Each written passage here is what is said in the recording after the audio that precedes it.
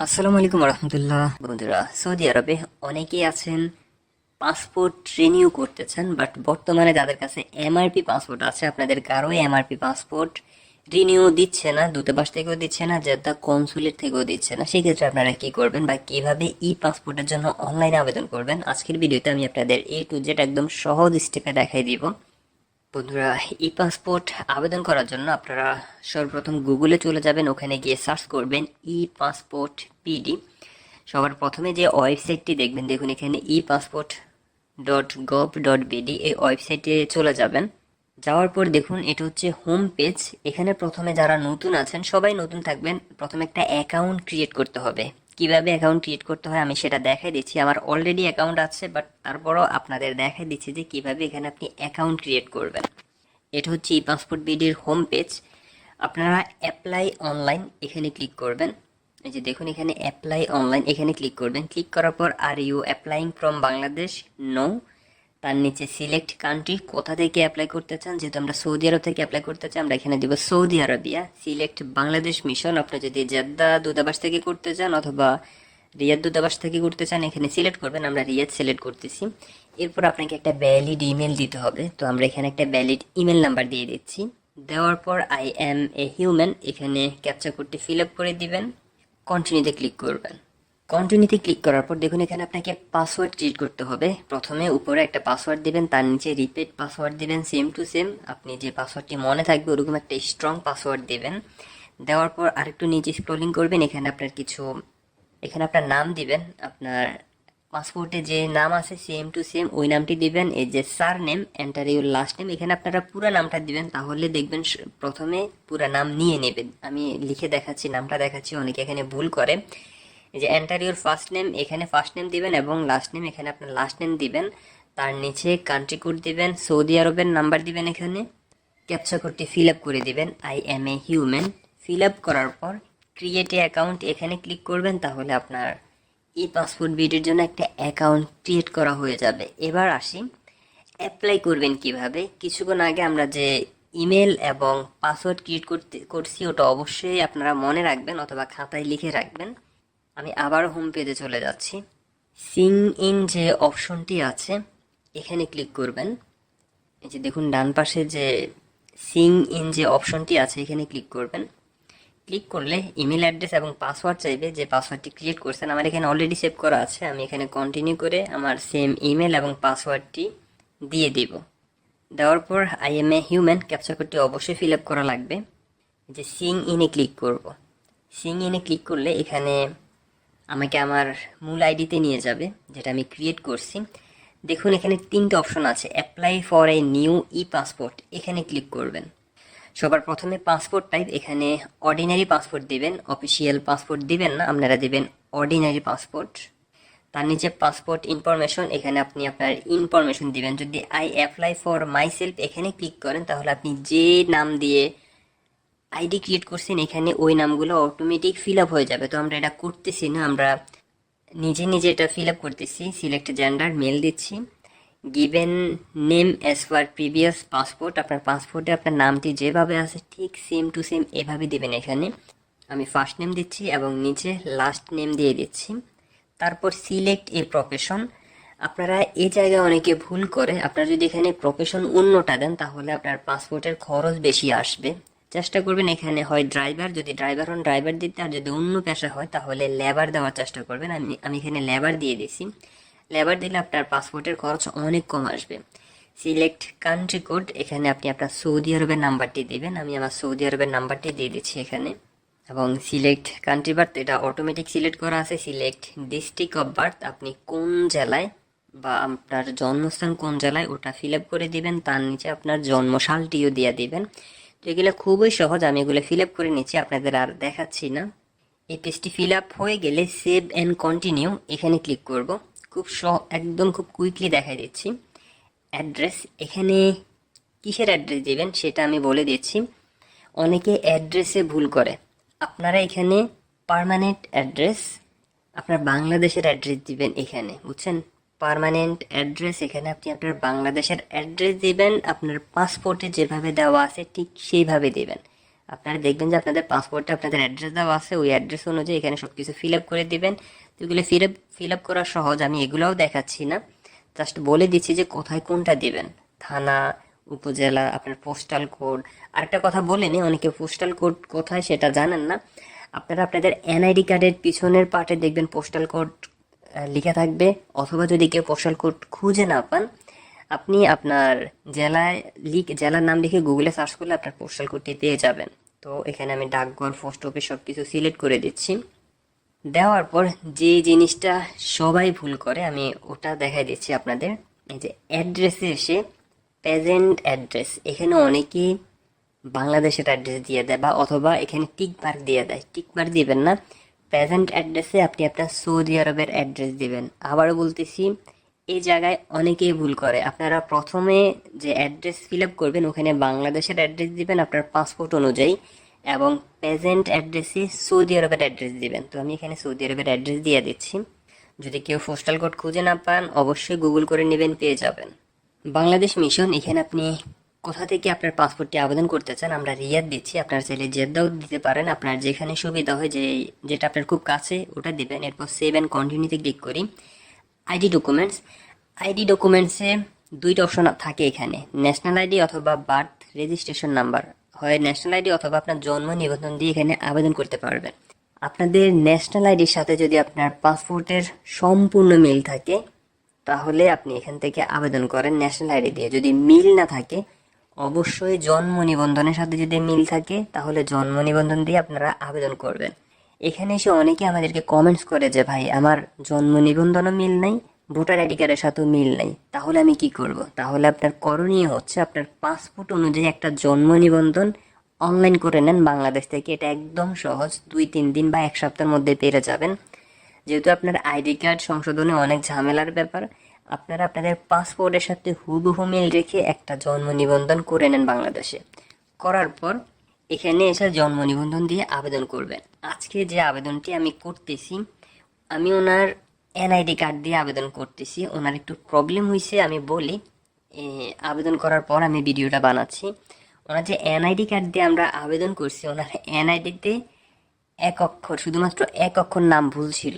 ওনার আকবর ই এবং এই ভুলের কারণে উনি যেদিন ওনার দূতাবাসে গেছে, যেদিন অ্যাপয়েন্টমেন্ট ছিল, ওই অ্যাপয়েন্টমেন্টের দিন ওনাকে কিন্তু দূতাবাস থেকে ফেরত পাঠিয়ে দিয়েছে শুধুমাত্র একটা অক্ষরের কারণে। একটা অক্ষর ব্যামিল ছিল, এই জন্য ওনাকে দূতাবাস থেকে ফেরত পাঠিয়ে দিয়েছে।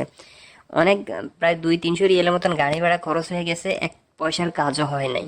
তো আমি সবাইকে বলবো আপনারা এখানে হুবহু মিল থাকলে আবেদন করেন, যদি মিল না থাকে আপনার আবেদন নিবেও না। যদি আবেদন নেয়ও বাংলাদেশ থেকে আপনার পাসপোর্টটি কখনোই আসবে না, ওটা বাংলাদেশে আটকে যাবে। তো তারপর আমি আপনাদের নিয়মটা দেখাই দিচ্ছি। ন্যাশনাল ওনার এনআইডি কার্ড দিয়ে আমরা এখানে আবেদন করে দিচ্ছি। Do you have previous passport, এখানে আপনার যদি পুরাতনটা এমআরপি থাকে তাহলে এমআরপি সিলেক্ট করবেন, যদি ই পাসপোর্ট থাকে তাহলে ই পাসপোর্ট সিলেক্ট করবেন। যেহেতু আমাদের এমআরপি পুরাতন পাসপোর্টটা, আমরা এমআরপি সিলেক্ট করে দিচ্ছি। দেখুন data found in NID system, owner NID কার্ডটি সিস্টেমে পাওয়া গেছে। তো আপনারা যদি ভুল দেন তাহলে এখানে পাওয়া যাবে না। সিলেক্ট রিজন, এখানে অনেকগুলো রিজন আছে। যেহেতু ওনার পুরাতন পাসপোর্টটি এক্সপায়ার হয়ে গেছে, আমরা এখানে এক্সপায়ার দেব। লস্ট এবং স্টলেন দিলে আপনার সৌদি আরবে জিডি পেপারের নাম্বার লাগবে, ওটা একটু ঝামেলার ব্যাপার, ওটা দিয়ে অন্য একদিন ভিডিও বানাবো। বাট এক্সপায়ার দিচ্ছি এখানে। এখানে সবার প্রথমে প্রিভিয়াস পাসপোর্ট নাম্বার দিবেন, তারপর পাসপোর্টের ইস্যু ডেট দিবেন এবং এক্সপায়ারি ডেট দিবেন। এগুলা সহজ, এগুলো আপনারা দিয়ে দিবেন, আমি এগুলো দেখাচ্ছি না। আইডি ডকুমেন্টস কমপ্লিট করার পর প্যারেন্টাল ইনফরমেশন, আপনার পিতামাতার ইনফরমেশন দিতে হবে এখানে। তো পিতামাতার ইনফরমেশন আপনার পাসপোর্টে যেভাবে আছে ঠিক সেম টু সেম ওভাবেই দিবেন। প্রথমে বাবার নাম দিবেন, বাবার প্রফেশন দিবেন, প্রফেশন যে কোনো একটা দিলে হবে, আমরা ফার্মার দিচ্ছি, এবং ওনার ন্যাশনালিটি বাংলাদেশ সেটাও দিচ্ছি। এখানে মায়ের ইনফরমেশনও আপনারা ফিল আপ করে দেবেন।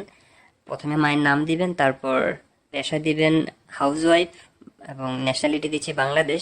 এখানে অনেকে বলে যে ভাই এনআইডি নাম্বার দেওয়া লাগবে কিনা, এটা অপশনাল দেওয়া আছে, এগুলো দিতে হবে না, এগুলো দেওয়ার দরকার নাই। প্যারেন্টাল ইনফরমেশনের পরে আপনি কি বিবাহিত কিনা, স্পোজ ইনফরমেশন। তো এখানে আমি ম্যারিড দিচ্ছি ওনাকে, যদি সিঙ্গেল দিতেন তাহলে এখানে কিছু দেওয়া লাগতো না, ওনাকে এখানে ম্যারিড দিচ্ছি, এবং ওনার ওয়াইফের নাম দিচ্ছি, ওয়াইফের প্রফেশন দিচ্ছি হাউস ওয়াইফ। যদি আপনারা সিঙ্গেল দেন তাহলে এখানে এই যে এত কিছু ফিল আপ করা লাগবে না।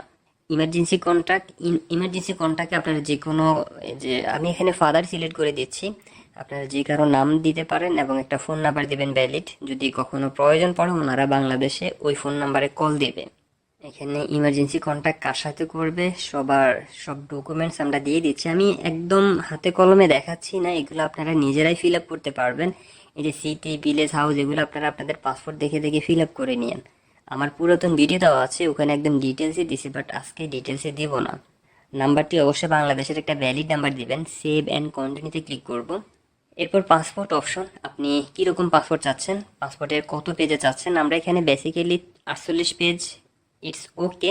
64 পেজের দরকার নাই। অনেকেই বলবে যে ভাই এখানে 48 পেজ এবং 44 পেজ কেন, 48 পেজ এবং 64 পেজ কেন।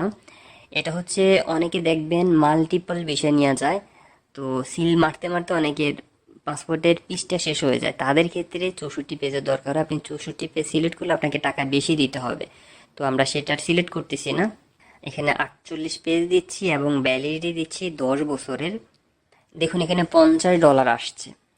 আপনারা যদি পেশায় যদি লেবারের জায়গায় অন্য কিছু দিতেন তাহলে এখানে কিন্তু পাসপোর্টের প্রাইস অনেক বেড়ে যেত। তো আমি সবাইকে বলবো আপনারা চেষ্টা করবেন লেবার দেওয়ার জন্য, বাট আপনারা যদি অন্য পেশার হয়ে থাকেন তাহলে আপনি আপনার পেশা দেন, কোনো সমস্যা নেই। বাট দামি পেশাগুলো দিলে আপনার এখানে পাসপোর্টের রেট বেড়ে যাবে, প্রাইস বেড়ে যাবে। তো সেভ অ্যান্ড কন্টিনিউতে ক্লিক করতেছি। এরপর কি রেগুলার ডেলিভারি চাচ্ছেন না ইমার্জেন্সি চাচ্ছেন?